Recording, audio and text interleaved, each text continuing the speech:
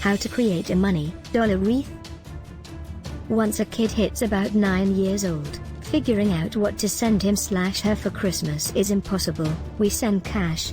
Usually I get a card that holds cash, but this year I went in a different direction, aggravation wreath.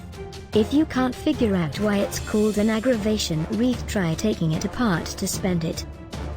Here's how to make a dollar wreath.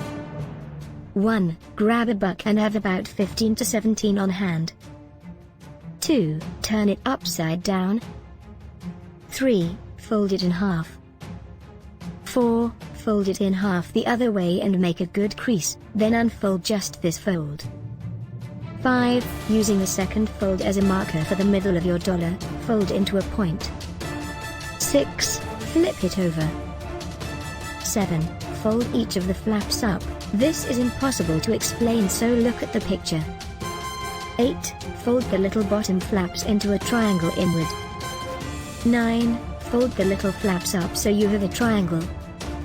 10. I don't know why I'm typing instructions, they don't make sense, look at the pictures. 11. Fold the whole thing in half so you're making a smaller triangle.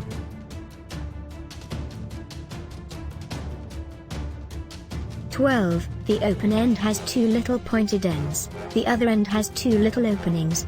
Slide the pointed ends into the openings of another folded dollar. 13. Make a circle by repeating step number 12. 14. Decorate. Hints: I use $20 and $1-$5 equals $25. Don't stick the bills together with tape or any other sticky substance, you want them to come apart at some part.